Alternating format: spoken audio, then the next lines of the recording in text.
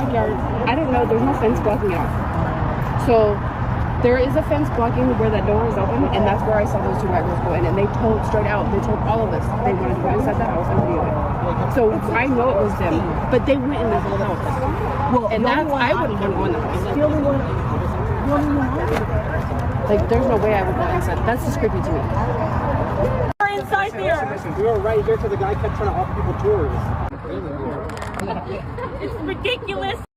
It seems as if all this chaos and confusion that Rebecca and Jake Haro has caused has these neighbors in an uproar. They are going crazy, and let me tell you, some of them, they're speaking out. Welcome to Spilling Tea with Angel Baby, where everything is alleged, and this video is for informational purposes.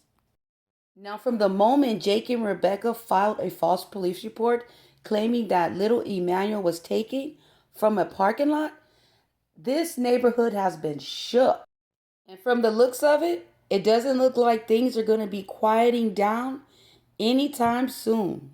Now, as we know, Jake and Rebecca have both been arrested and charged with first-degree unaliving of baby Emmanuel and filing a false police report. Now, ever since Jake and Rebecca have been in jail, it looks like their home is somewhat of a tourist attraction. Now, that clip that you've seen in the beginning of the video was of the sheriff being dispatched out to the Haro's home because someone decided to break in the home and they started selling tours outside of the home. Now, even though there's a couple of bad seeds here and there, for the most part, the community, they've pulled together to show support for baby Emmanuel in this time. And it's sad to say, but I can honestly tell you guys that these strangers that don't even know baby Emmanuel are showing more compassion and care for him, while Jake and Rebecca show nothing. They show nothing, and it all seems to be an act. I remember when Jake received the flyers for baby Emmanuel, and he's looking at the flyers. Rebecca, she looks at the flyer, as you can see. And right now, she really doesn't have any emotion. But she looks up at Jake, and it's like she's trying to get approval. And now, that's when you see the puppy dog face. It's all an act. Or what about the time after the press conference when Rebecca called herself looking for baby Emmanuel in the bushes? Now, like I said, there was actually some neighbors that talked to the press, and what they said, you guys, was extremely heartbreaking. Now, one of the neighbors said that they heard, that they took Jake out by the 60 freeway to go look for baby Emmanuel. That was a couple of weeks back. Now, right away, when they heard where the location was, they were worried. They said that there was a lot of coyotes over there. And they said even though they're in the mountains, you can literally hear the coyotes over there in the mountains. And that neighbor says you hear those coyotes as if they're right there. They went on to say, I don't think the remains will be found. As someone who lived here all my life, they are gone. Saying, but not only in this area, but if you know all of Riverside and San Bernardino County, there's a lot of open space. If you didn't want something to be found, I'm pretty sure you could find a way. It's really sad to hear, but it's the truth. If you are a local here, you know that baby is gone. She added, our community is hoping that they at least recover, but the majority of us know there will likely be nothing to recover. You guys, that is extremely, extremely heartbreaking to hear. And it's just sad that this might just be the reality, considering the fact that they have not even found baby Emmanuel yet, or so they say.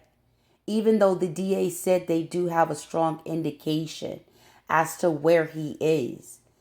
If that is so, then why haven't you found him? Now, it is being said that the Haro's ranch is situated at the end of the road, you guys, and there's only one immediate neighbor. And I can't believe this. Jake and Rebecca, they live just minutes from the sheriff's station. Now, this neighbor continues because let me tell you, they had a lot to say. They said that many of the locals, they stay to themselves, and the Haro's house is very secluded.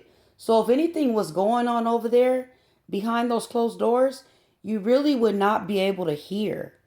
They said, look how far back their house is. They have like a half a mile before the front door.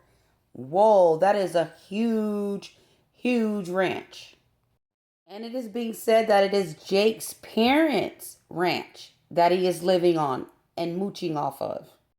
And then a second neighbor chimes in and gives her 2 cents, and she says, everyone here keeps to themselves. We stay out of everybody else's business so they could do whatever they want over there and nobody would know anything.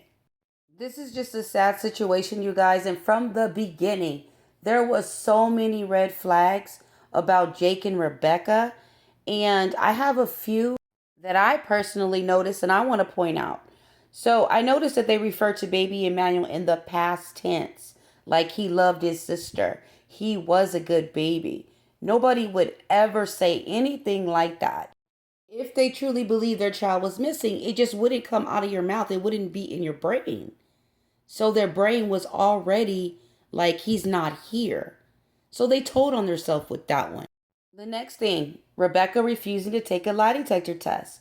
Jake told her not to take a test without a lawyer, but if your child is missing and you had nothing to do with it and you have nothing to hide, you would just take the damn test, wouldn't you think? I know I would.